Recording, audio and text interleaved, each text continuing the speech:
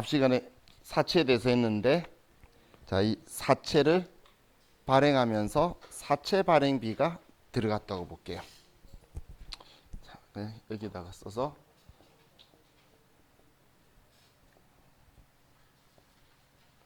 사채 발행 비용이 3만 원이 나와서 우리가 현금으로 지급했다고 볼게요. 자, 그럼 먼저 분계 여기에 집어넣기 전에, 자, 저 사채 발행비는 혼자 단독적으로 발생할 수 있나요? 사채 발행해야지만 나오는 거죠. 사채 발행 안 하면 저 돈을 줄 필요가 없어요. 그럼 제가 이런 표현을 쓸 때는 항상 얘 발행했기 때문에 손해본 돈이죠. 그럼 아래 분계, 제가 뭐 사채 할인 발행 차금, 사채 차감 계정이다, 사채 할증 발행 차금, 사채 가산 계정이다, 이런 거 다 떠나서 분계는 이렇게 생각하시면 돼요. 사채 발행하면 무조건 대변의 사채, 액면가. 이 돈보다 작게 받으면 손해본 거예요. 손해본 돈은 사채 할인 발행 차금. 액면가보다 많이 받으면 사채 할증 발행 차금. 분계는 그렇게 하면 끝이에요. 이론을 위해서 제가 글 써놓은 거지, 실기 분계할 때는 그냥 그것만 쓰면 돼요. 액면가보다 작게 받으면 손해본 돈이 사채 할인 발행 차금이다. 많이 받아서 이익 본 돈이 사채 할증 발행 차금이다. 분계하는데 얘 성격이 뭐 필요해? 글자 두 자 쳤는데 얘 나오면 쓰면 되는 거예요. 그죠? 분계 원리로 생각하면 간단하죠.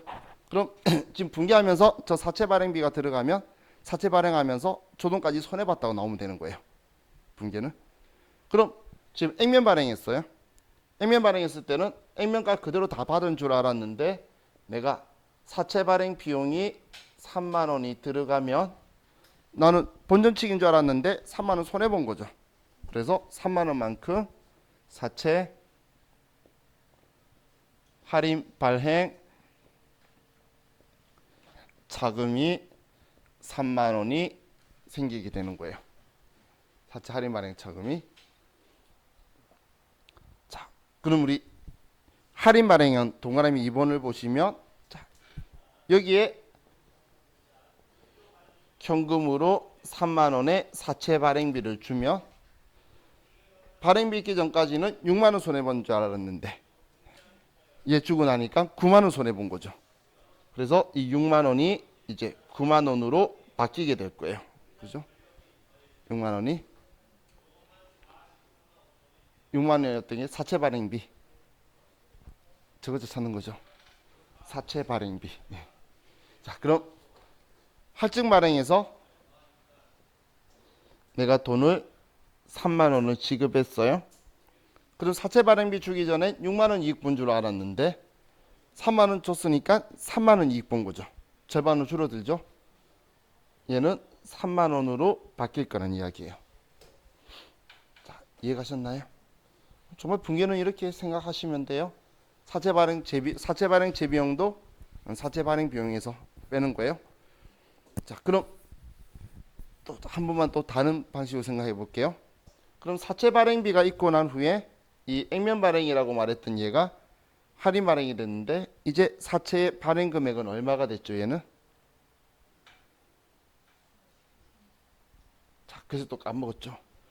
발행가는 장부가액이고 액면가에 차감 계정이 있으면 빼는 거라 그랬잖아. 그럼 얘는 지금 이제 97만 원이 되게 된 거죠. 사채 발행 금액이. 그죠? 발행 금액은 장부가액이고 액면가에 차감 계정 빼는 거라 그랬는데 차감 계정 생겼잖아. 3만 원짜리가. 그럼 두 번째 할인 발행은 처음에 94만 원이었는데 발행비가 생기면서 발행가가 얼마가 됐죠? 100만 원에 9만 원 빼면 91만 원이 됐죠. 그죠? 또 할증 발행은 106만 원에 발행했었는데 발행비 때문에 3만 원으로 할증 발행 차금이 바뀌었잖아요. 그럼 얘는 발행가가 103만 원으로 바뀌었죠. 이해가시나요? 자, 분계는 이렇게 하면 되는데, 이걸 가지고 이제 이론에서는 말을 이렇게 해요. 사채 발행 비용은 사채 할인 발행 차금에 가산하고 더해졌잖아요. 그리고 사채 할증 발행 차금에서 차감한다라고 나올 거예요. 줄였잖아요. 그 말 뜻 이해가시나요? 그리고 또 뭐라고 말할 거냐면, 사채 발행 비용은 사채 발행 금액에서 차감한다고 나올 거예요. 전부 다 줄였잖아. 발행 금액에서. 그죠? 그래서 이 두 개의 말이 나오면 정확한 표현이라는 거예요. 사채 발행가액에서 차감한데도 정확한 말이고 할인 발행 차금에 가산하고 할증 발행 차금에 차감한데도 정확한 표현이라는 거예요. 지금 우리가 한 분계 이걸 가지고 글로 쓰면 그렇게 되는 거예요. 글로 쓰면 이해가시죠? 무슨 표현인지. 제가 항상 그 이론 문제 중에 강조하는 게 뭐냐면 실기 때문에 공부한 거는 이론 문제도 풀어야 돼요. 그래야 실기 문제가 응용 나왔을 때에 응용 실기를 풀 수 있지. 실기 따로 이론 따로 공부 2배 하고 2개 안 맞아서 실기를 더 능력을 못 올려요. 지금 얘가 같이 나오는 거는 다 이론으로 글 나왔을 때 다 풀 수 있어야 내가 지금 실기도 정확하게 알고 있다는 말이 되겠죠. 그래서 자, 이 성격까지만 보시면 돼요. 자, 그럼 이제 얘가 끝인데 제가 여기에서 용어 하나를 설명을 드릴게요. 용어를.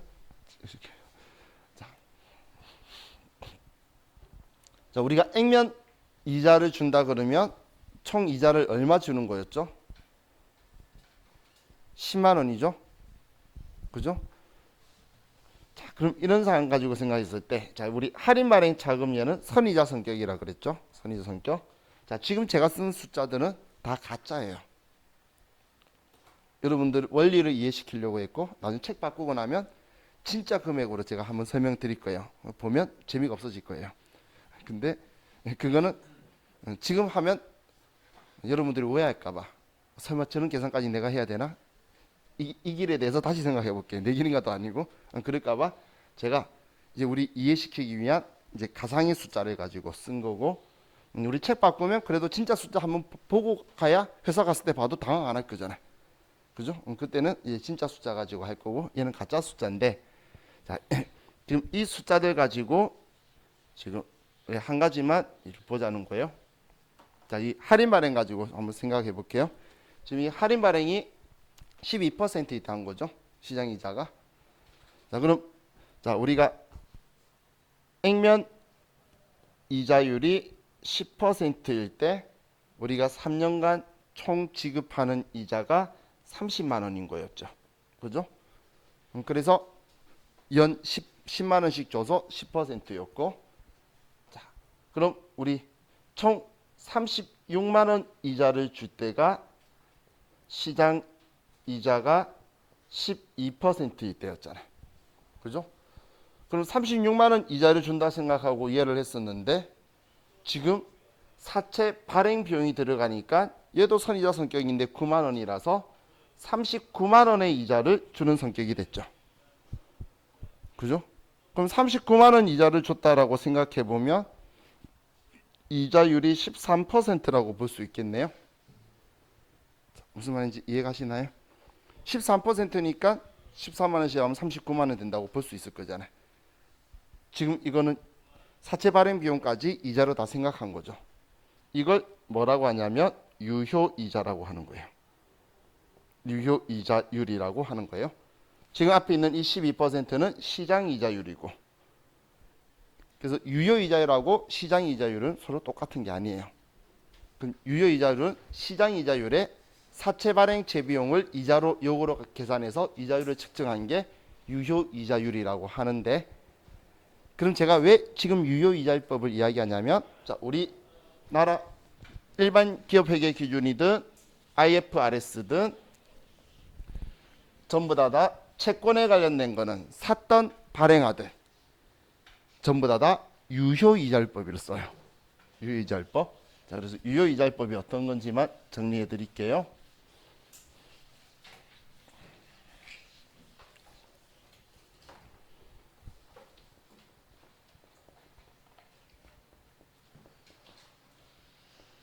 자, 이 유효이자율법이라는 건 뭐냐면 회계장부상 계정 과목 이자 비용이나 이자 수익을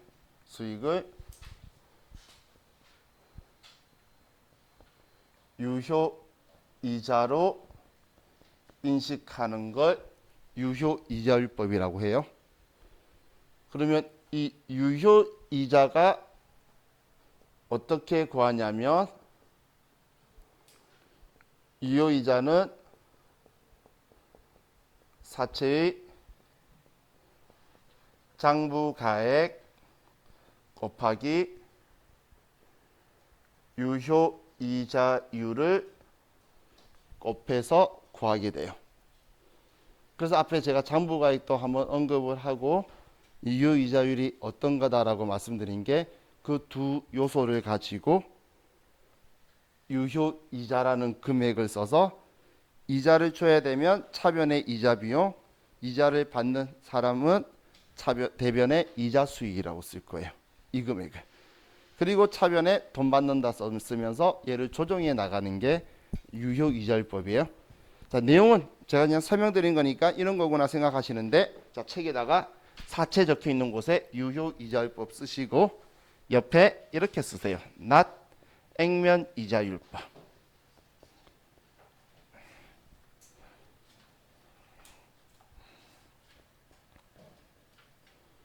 자, 액면이자율법이라고 나오면 제가 not이라고 쓴 거는 시험에서 오답 지문의 키워드를 이야기하는 거예요.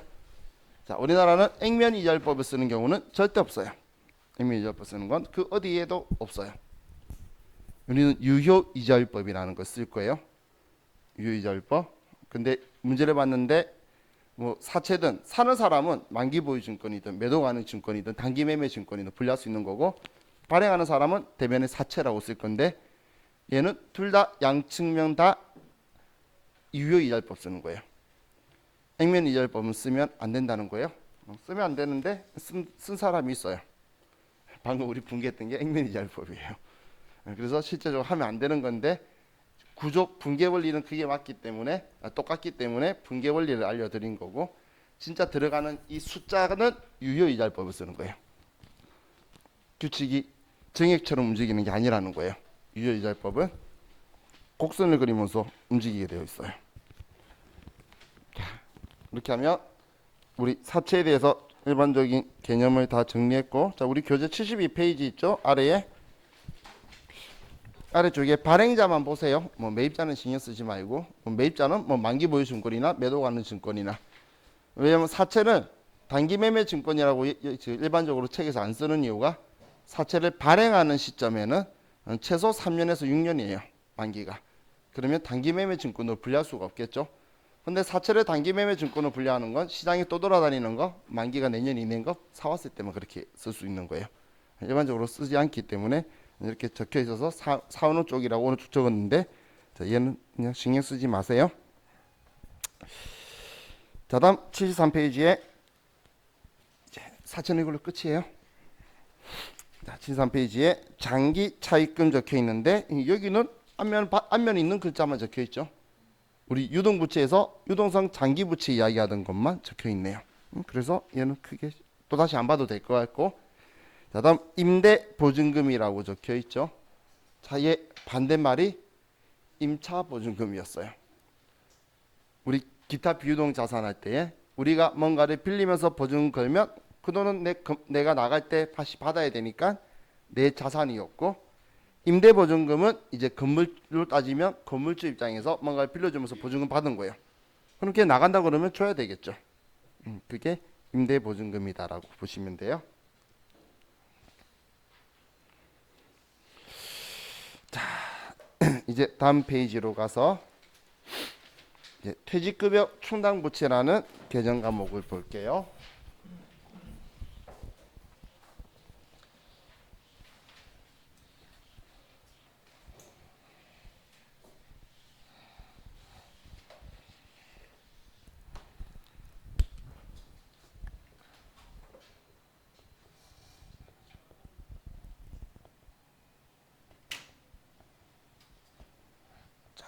퇴직급여 충당부채라는 개정 과목은 우리 기업이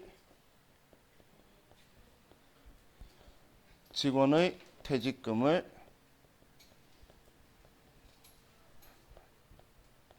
장부에 계상하는 개정이에요. 직원 퇴직금을 장부에 기록해두는, 계상한다는 건 장부에 써서 기록한다는 걸 계상하다, 인식시키는 걸 계상하다라고 표현해요. 자, 그럼 이 말의 제일 중요한 특징이 뭐냐면 퇴직금 모아둔다가 아니라 장부에 써둔다는 거예요. 그냥 모아둔 게 아니고 돈을 장부에 써둔다라는 거예요. 장부에. 그럼 왜 장부에 써둘까? 왜 장부에 써두냐면, 자, 여러분이 올해 1년간 일했어요. 그러면 당연히 월급 주고 상여금 주겠죠. 그것도 비용인데 올해 1년간 일했기 때문에 퇴직금이 생겨요. 그건 올해 생긴 거잖아요. 그럼 올해 비용 처리해야 돼요. 그만둘 때 비용 처리하면 그때 한 방으로 다 몰리게 매년 퇴직금은 발생하는 거죠. 사람마다, 한 사람마다, 직원마다. 그럼 발생하는 걸 올해 발생했으니까 올해 비용 처리할 거라는 거예요. 근데 급여하고 상여금은 그때그때 줘야 되는 거지만 퇴직금은 그만둘 때 주는 거죠. 비용 처리해야 되는데 지금 돈을 안 주네. 비용 처리했다는 건 내 돈 아니라는 거예요. 내 돈 아니라고 하는데 안 줬잖아요. 그래서 부채로 처리할 개정 과목이에요. 근데 직원이 언제 그만둘지 아나요? 모르죠. 그래서 비유동부채에 두는 거예요. 비유동부채. 지금 우리 보고 있는 사채도 비유동부채고 지금 비유동부채 보고 있는 거예요. 자, 그럼 이 퇴직급여 충당부채를 설정하는 방법은, 자, 먼저 퇴직급여 추계액을 산정을 할 거예요. 퇴직급여 추계액. 자, 퇴직급여 추계액이라는 건 어떤 말이냐면 12월 31일 날 우리 회사 전 직원이 그만둔다면 퇴직금을 얼마 줘야 되냐 계산한 게 퇴직급여 추계액이에요. 추정하여 계산한 금액인데 기말에 전 직원한테 지급해야 돼, 퇴직금. 그런데 이 행동을 매년 기말마다 해요. 그러면서 그 퇴직금에 대해서 장부에 이렇게 기록해 둘 거예요. 그러면 전년도에도 했겠죠. 근데 이렇게 정리해 뒀는데 전년도에 직원이 이제 정리해 둔 게 올해 그만뒀을 수도 있고 안 그만뒀을 수도 있잖아. 안 그만두면 이 장부에 그대로 기록이 되어 있겠죠. 그래서 먼저 전 직원 그만두면 지급할 퇴직금을 산정을 하고, 그리고 나서 장부에 퇴직급여 충당 부채의 잔액을 확인해서 뺄 거라는 거예요.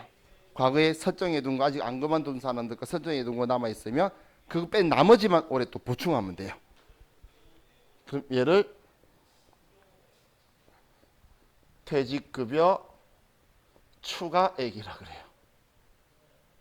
이 추가액. 자, 추계액하고 추가액하고는, 자, 여러분들이 구분해서 생각을 하실 수 있어야 돼요. 추계액을 주면 추가액을 산정해야 되고 추가액을 주면 그대로 쓰면 돼요. 그럼 얘 설정하는 거 금액으로 예를 들면 우리 전 직원 퇴직금 지급해야 될 게 1억인데 이미 미리 전년도까지 처리해 둔 게 6천만 원이 있는 거예요. 6천만 원이. 그러면 올해 4천만 원만 더 설정하면 된다는 거예요. 뭐 단순한 더하기 빼기죠. 그러면 이 4천만 원을 우리가 12월 31일 날, 우리는 지원이 그만둔 건 아니지만 올해 발생한 거니까 올해 비용 처리하기 위해서 차변에 퇴직급여 4천만 원, 그리고 대변에, 그럼 이게 얘 성격이 비용 계정 과목이에요. 올해 발생한 걸, 올해 발생한 퇴직금, 지금 전년도까지 쓰고 남아 있는 거하고 우리 전체 그만둔 거 차이가 올해 추가로 발생한 것 거잖아요. 그럼 올해 발생한 것만큼을 이제 비용 처리하고, 근데 돈 지금 안 줄 거니까 이때 대변에 퇴직급여 충당 부채 4천만 원 이렇게 쓸 거예요. 그럼 얘는 성격이 부채라고 했죠. 부채니까 지금 잔액 6천 있다 했잖아. 그럼 부채니까 대변에 있는 걸 이렇게 대변에 또 써주면 합쳐져서 1억이 될 거잖아요. 그럼 이제 1억을 설정해서 또 이제 내년에 직원이 그만두게 되면 그만둔 해에는 비용 처리하는 게 아니라 그 해 전부 다 비용 처리하면 지금 그만둔 해에는 돈 번 게 없게 말이 안 되겠죠. 그래서 미리 그 해 발생한 만큼 처리해뒀잖아요. 그래서 얘를 먼저 끌어 쓰고, 없으면 올해 또 비용이 생산될 수가 있죠. 우리 일반적인 회사는 1년 미만 근속자에 대한 퇴직급여 지급 규정이 없어요. 그럼 이 사람이 1월 1일에 입사하지 않은 이상은 올해 첫 신입사원에 대한 퇴직금은 아무 회사도 설정 안 하는데 직원이 1년만 일하고 그만두고 가면 퇴직금을 설정한 적이 없겠죠. 그래서 퇴직금의 충당부채 초과할 수도 있고, 그리고 퇴직금은 1년을 넘어가죠. 그럼 전부 다 월할 계산이에요. 여러분 주위에서 1년은 퇴직금 아직 1년 안 된 사람은 퇴직금 받고 그만둬야 돼 이런 말 하면 그렇구나 생각할 수 있는데, 1년 넘은 애가 2년 채우고 퇴직금 받고 간다는 건 안 그만두겠다는 거예요. 왜냐면 1년 2개월도 1년 2개월치 퇴직금을 줘요. 월하게 계산한다는 거예요. 그래서 1년 넘어간 사람이 그런 말 하면 그냥 푸념하는 거지, 진짜 그만둘 생각이 없구나 생각해야 되지, 그게 동조해가지고 내가 앞장서면 안 돼요. 그죠? 자, 그럼 이제 이렇게 돈을 모아두면 1억이 모여 있겠죠. 자, 그럼 이거 가지고 또 사용해 볼게요.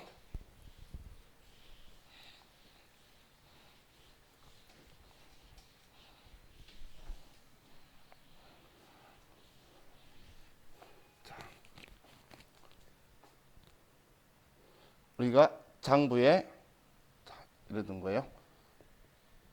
장부에 대변에 퇴직급여 충당 부채가 1억 원이 잔액이 있어요. 자, 1억 원의 잔액을 가지고 이제 우리가 사업을 하고 있는데 이제 직원이 그만둔대요. 퇴직금 7천만 원 나왔다고 볼게요. 자, 그럼 우리는 직원이 퇴사한다 그러면 제일 먼저 확인해야 될 게, 직원 그만두면 퇴직급여 충당부채라고 설정해둔 얘가 얼마인지를 먼저 확인하는 거예요. 그럼 7천만 원 줘야 되는데 1억이 있죠. 우리 퇴직금 줘야 되니까 대변에는 퇴직금 줄 거고, 차변에는 퇴직급여라고 처리 안 하고 미리 퇴직급여 처리해둔 퇴직급여 충당부채가 있다는 거예요. 그럼 얘를 먼저 끌어 쓰는 거예요. 그럼 차변에 퇴직급여 충당부채 7천만 원을 이렇게 차변에 끌어 쓰게 돼요. 그럼 얘는 부채라서 자기 자리가 대변이었는데 차변에 끌어 쓰니까 7천만 원이 줄어서 얘는 3천만 원으로 금액이 줄어들게 되겠죠. 그죠? 자, 그럼 이제 대변에 돈 주는데, 자, 만약에 원천징수한다면 100만 원 원천징수한다면 6,900만 원만 주겠죠. 그 100만 원을 뭐라고 써야 된다라고 했죠? 그렇죠. 그 예수금이라는 거예요. 무슨 돈이든 간에 퇴직금이든 일당이든 뭘 주든 간에 원천징수하면 다 예수금이에요. 계속 쓰면 힘드니까 저는 그냥 원천징수 안 하고 7천만 원 준다 쓸게요. 예수금 아는지 확인만 한 거예요. 자, 왜냐면 시험에는 얘 나올 때 무조건 예수할 거예요. 무조건 할 거기 때문에. 그러면 걔 빼고 준 돈은 예수금. 얘는 전액 다 쓰고 퇴직금 7천인데 세금 퇴직소득세 얼마 떼고 얼마 줬다, 이렇게 보는 거예요. 자, 그런데 또 직원이 그만둔 거예요. 5천만 원 퇴직금 나왔다 볼게요. 그럼 이제 5천만 원 줘야 되면 첫 번째 할 일이 퇴직급여 충당부채 얼마 있는지, 3천만 원밖에 없네요. 그럼 일단 있는 거 끌어 쓰는 거예요. 차변에 퇴직급여 충당부채 3천만 원 있는 거 마저 끌어 쓰고, 그럼 이제 얘는 잔액이 없어지겠네요. 그럼 이제 없으니까 올해 더 추가로 생긴 퇴직금인가 봐. 그럼 올해 비용 처리해야지. 그 비용 처리하는 계정 과목은 퇴직급여 2천만 원이다, 이렇게 쓰고 대변에 보통예금으로 5천만 원 지급한다. 자, 이거 보니까 이런 방식으로 분개했던 좌우의 기억이 있지 않나요? 이런 식으로 먼저 있는 거 일단 끌어 쓰고 모자라면 비용 처리하던 애. 그렇죠. 대손 충당금 할 때 이렇게 했었죠. 대손 충당금도 대손 당하면 일단 대손 충당금 잔액 대변에 있는 거 확인해서 끌어 쓰고, 모자라면 대손 상각비. 그러면서 제가 매출 채권이면 대손 상각비, 아니면 기타 채권이면 기타 대손 상각비. 얘도 똑같아요, 방식. 대손 퇴직급여 충당부채 끌어 쓰고 모자라면 퇴직급여 할 수 있겠죠. 근데 얘는 비유동 부채예요. 부채라서 대변이 자기 자리인데 대손 충당금의 성격은 뭐였죠? 그렇죠. 자산인데 자산의 차감 계정이었죠. 어떻게든 둘 다 자리는 대변이라서 똑같이 쓰는 거예요. 자산의 차감 계정이나 대변에 있는 거나 부채라서 대변에 있는 거나 둘이 똑같기 때문에 분기 형태는 똑같아요. 그럼 우리 만약에 또 3천만 원 퇴직금 더 줘야 된다면 이제는 없잖아. 그래서 퇴직급여다 3천만 원 대변에 보통예금으로 3천만 원을 지급한다. 이렇게 쓸 거예요. 정말 방식은 똑같죠. 일단 있는 거 끌어 쓰고 나머지 모질한 거는 우리가 비용 처리한다. 자, 이렇게 생각하시면 돼요. 자, 그럼 이렇게 퇴직급여 충당부채 제도를 우리가 장부상에 쓰고 있는데, 자, 중요한 건 제가 퇴직금 모아두는 거라 그랬어요. 장부상에 기록해 두는 거라 그랬어요. 장부상 기록해 두는 거지 회사가 모아둔단 말 안 했잖아요. 실제로 잘 안 모아둬요. 없어요. 누가 모아둬? 어느 회사가. 그러다가 이 회사가 부도가 나면 직원의 퇴직금은 어떻게 할 거야? 그래서 세법이 이렇게 회사가 모아두는 행동을 하지 말고 퇴직연금 상품에 가입하라고 제도를 만든 거예요. 시작이 IMF 때부터예요. 그때 대한민국에 많은 기업들이 부도가 났는데 퇴직금은 그냥 다 날라갔어요. 그때 그 뉴스에 처음 나오다가 안 나왔는데 안 좋았던 게 뭐냐면 그 회사에서 진짜 그 올바른 사장이 여러분들의 퇴직금을 빼고 나면 이제 뭐 더 할 게 없으니까 문 닫아야겠습니다. 퇴직금 드리고 문 닫게 돼서 미안하다니까 그 직원들이 훈훈하게 퇴직금 반납하고 회사 살리겠다고. 진짜 훈훈하죠? 문제는 그 회사 다 망해버린 거예요. 그래가지고 근데 그 분위기가 뉴스 한번 타가지고 너도 나도 했다가 너도 나도 다 망한 거예요. 그때 IMF 때. 그러면서 이러면 안 되겠다. 이제 직원의 퇴직금은 그래도 보장이야. 그분들이 회사가 없어져도 또 다른 걸 준비할 수도 있고 있겠죠. 그래서 퇴직연금 상품이 생기게 된 거예요.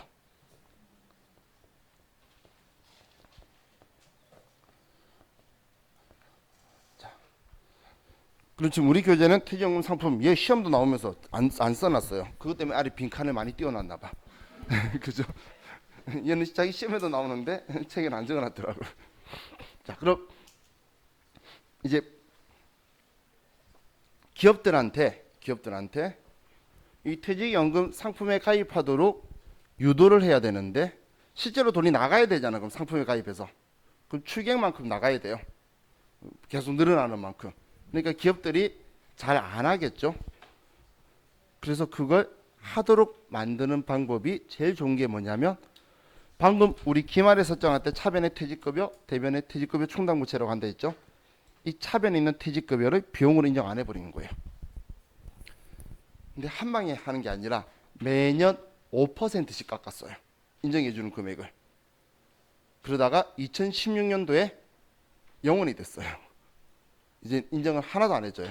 그래서 회사가 퇴직급여 충당부채만 설정하고 있으면 안 되는 걸로 이제 제도가 바뀌었다고 보시면 돼요. 그럼 비용 인정 안 하는 게, 자, 여러분들이 나중에 부가가치세 이야기하면서 매입세 공제 이야기하고 10% 이야기하죠. 그거 내 돈 아닌 거 가지고 공제되니 안 되냐 소리 하는 거기 때문에 신경 안 써도 돼요. 법인세 비용 인정 안 되죠. 세금 20% 나와요. 지방소득세까지 해서 22%야. 직원 퇴직금 1년에 설정하는 거 1억인데 그 비용 인정 못 받으면 1년에 세금이 2,200만 원이 더 나와요. 회사 입장에서는 엄청 큰 거예요. 그렇기 때문에 전부 다 한 방에 없앤 게 아니라 이유도 확실하잖아요. 직원 퇴직금 보장해주자. 네 돈이냐. 5%씩 몇 년 깎겠다. 그래서 깎아오다가 지금 2016년부터는 제로가 되면서 전부 다 이제 이 상품에 가입을 해야 돼요.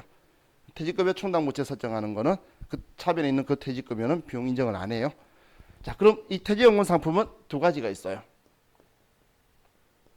확정 기여형 상품인 DC형 상품하고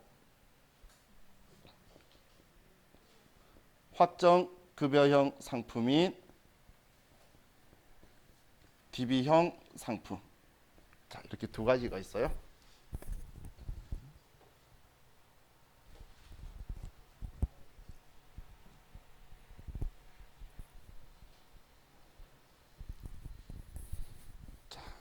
그럼 이 두 개 상품의 차이가 뭐냐면 운용 주체예요. 이 연금 상품인데 연금 상품을 누가 운용하냐라는 건데, 확정기여형은 우리 종업원 직원이 직접 운용하는 거예요. 납부만 매년 발생하는 퇴직금만큼 우리 직원의 연금구자로 회사가 지금 납부를 해주고, 그걸 어느 펀드에 넣겠다, 어떻게 하겠다, CM에 넣겠다, 그냥 예치해두겠다. 이거는 직원이 선택하는 거예요. 확정급여형은 운용 주체가 우리 회사예요. 우리 회사가 선택을 하고 처리하는 거예요. 그럼 이 두 개의 제일 큰 차이가 뭐냐면, 확정기여형은 운용 수익이 나도 직원 좋은 거고, 회사는 납부만 해주면 끝이에요. 회사는 매년 납부해 주다가 이 직원이 그만두면 퇴직증명원만 연금회사에 날려주면 돼요. 그럼 나머지는 퇴직연금회사하고 직원하고 퇴직금 이야기할 거예요. 그러면 우리하고는 전혀 상관이 없겠죠. 그래서 얘는 계정 과목을 납부할 때 계정 과목을 우리는 그냥 비용 처리하고 끝내버릴 거예요. 이 상품에 가입해서 납부하면서 처리할 때 퇴직급여라고 쓰면 이거는 전부 다 비용으로 100% 당연히 인정해 주겠죠. 퇴직금은 연금 상품회사에서 하니까. 초반에는 보험회사들 이 상품이 있다가 지금 은행도 상품이 있어요. 옛날에는 그 생명회사 뭐 이런 데서 하루 막 다니고 있었었는데, 자, 그럼 우리 확정기여형은 퇴직급여라는 비용 계정 과목 쓰는데, 확정급여형은 우리 회사가 운영하는 거죠. 얘는 계정 과목이 퇴직연금 운용자산이라는 계정 과목을 사용할 거예요. 퇴직연금 운용자산이라는 계정 과목을 사용할 거예요. 그럼 이 퇴직연금 운용자산은 지금 둘 다 연금상품 가입해서 대면에 돈 내면 차변에서 계정 과목 이야기하는 거예요. 얘는 비용 처리했고 얘는 자산으로 처리할 수도 있고, 부채의 차감 계정으로, 부채 자리가 대변이니까 차변이면 차감 계정이겠죠. 차감 계정으로도 쓸 수가 있어요. 신생회사들은 다 자산으로 처리하고, 오래된 옛날부터 있었던 회사는 퇴직급여 총담부채 제도 쓰고 있을 거잖아요. 그 설정한 사람들 아직도 안 죽고 회사에서 열심히 일하고 있어요. 다 우리 세대들이에요. 그러면 지금 몇 년 전까지는 설정하고 있었잖아요. 그럼 그 사람들이 그만둘 리가 없겠죠. 그러면 그 퇴직급여 총담부채라는 분계도 계속 연결해야 연속성이 있고 분계가 편해요. 그럼 그거랑 얘랑 관계 계정으로 만들었을 거예요. 그 부채라고 적었는데 납부했잖아요. 그래서 부채를 줄여버리면 빚은 없어지게 되겠죠. 그런 식으로 연결해서 쓰거나, 아니면 그냥 처음 생겼는데 퇴직급여 총담부채 처음부터 설정 안 하고 살면 그냥 퇴직연금 운용자산으로, 그냥 자산으로 분류를 해서 써요. 이건 회사 특성마다 하는 건데 둘 다 공통점은 돈 내고 차변에 쓰는 거라는 거예요. 그럼 마지막으로 운용수익이 난다면, 자, 확정기여형은 운용주체가 회사라 그랬죠. 왜 끄덕끄덕해? 종원이라 그랬죠. 그렇죠? 자, 얘는 직원이기 때문에 운용수익 나도 직원이 좋은 거예요. 망해도 직원이 망하는 거야. 퇴직금이 작아지는 거지. 회사는 매년 발생하는 것만큼만 납부만 해주면 되니까 내 상관 아니에요. 그래서 운용수익 나도 우리 회사하고는 상관없는 거예요. 그냥 비용 처리했다는 건 내 거 아니야라고 그냥 손절한 거야. 그렇기 때문에 끝난 거예요. 그죠? 손절하니까 느낌이 좀 그렇다. 그죠? 자, 그럼 이제 확정급여형은 우리 회사가 하는 거기 때문에 수익 나면 우리 회사가 기말에 납부해야 될 금액이 좀 줄어드는 거예요. 우리 회사가 운영하고 우리 회사가 선택하는 거예요. 대신 직원은 운용수익하고 상관없이 퇴직금만 확정적인 거예요. 그래서 확정급여형이에요. 원래 기여형도 처음 만들 때 확정불입형이라는데 불입자가 기분이 좀 안 좋죠. 그래서 불입에 순화된 일본어가 기여예요. 그래서 기여형으로 이름 바뀐 거예요. 원래 처음에 확정불입형이라고, 회사 입장에서 확정적으로 납부하는 금액만 확정적이고 끝이라고 쓴 거고, 얘는 직원의 퇴직급여가 확정적이라 해서 확정급여형이라고 이름이 붙었어요. 그럼 얘는 우리는 운용수익이 나오면, 그래서 대변에 퇴직연금 운용자산의 계정 과목을 높여줄 거예요. 운용수익 난 만큼. 그럼 대변에는 세무사회는 계정 과목이 별로 안 중요하대서 이자 수익이라고 처리할 거예요. 그런데 회계사에서는 퇴직연금 운용수익이라는 계정 과목을 쓸 거예요. 퇴직연금 운용수익이다라는 계정 과목을 쓰게 될 거예요. 둘 다 영어의 수익이에요. 근데 회계에서는 당연히 계정 과목에 대한 의미를 가지고 구분을 하고, 세법에서는 그냥 영어의 수익인데 이자 붙은 거네. 그래서 영어의 수익으로 처리하고 끝내요. 제가 두 개 알려드리는 건 AT 시험이라는 걸 볼 때는 예, 전산 세무회계 시험 볼 때는 예. 그렇게 이 두 개가 다르다는 거예요. 자, 옛날에는 그 직원들이 확정 기형을 해보고 싶어 하던 시절이 있었어요. 근데 그 시절이 있었다고 표현하는 게, 그때 왜냐면 TV에 온 사방에 펀드 CMA 통장 막 광고하고 난리 때가 있었어요. 그럼 전 국민이 한번 해보고 싶은데 내 돈 가지고 못 하는데 퇴직금 가지고 할 수 있으니까 호기심에 많이 원했는데 막상 하고 나서 그게 다 박살났어요. 운용수익 있는 거 하면 운용수익 코딱지만큼 생기고, 날리면 그냥 통 크게 날리고 막 그러다 보니까 이제 사람들이 퇴직금을 보장받고 싶어서 이걸 원해요. 지금 현재는. 그런데 회계 담당자는 누구나 한결같이 이걸 원해요. 회계 담당자 이걸 원하는데 이제는 직원들은 이걸 좀 원해요. 그래서 옛날에는 두 개 구분해서 했는데 지금 현재는 한 회사에서는 두 개 나눠서 안 하고 한 가지로만 주로 들어가요. 그래서 뭐 여러분 들어가셔도 회사에서 이걸 하고 있고 안 하고 있으면 해야 된다고 할 거예요. 지금은 이제 몇 인 이하가 아니고 전 기업체가 다 해야 되는 상황이기 때문에. 그래서 한때는 시험이 엄청 많이 나왔어요. 16년도가 이제 세법상 한도가 제로니까 시험이 회계 1급, 세무 1급, 세무 1급 구분할 거 없이 14, 15, 16년도는 3년 동안 매 회차 얘네들이 튀어나왔어요. 그러다가 3년간 울어먹었으니까 너무 잘 맞추잖아. 그래서 이제는 띄엄띄엄 나오는데 우리는 최소한 이건 기억해야 돼요. 상품 이름으로 말해요. 확정기여형 퇴직연금 상품에 가입하여 얼마 납부했다. 그러면 확정기여형이면 퇴직급여다. 확정급여형이면 퇴직연금 운용자산이다. 계정 과목은 최소한 정확하게 구분하실 수 있어야 되겠죠. 그죠? 자, 얘는 정확하게 구분하셔야 돼요. 미래의 전산 세무 1급과도 이 두 개 상품 가지고 또 이야기를 해요.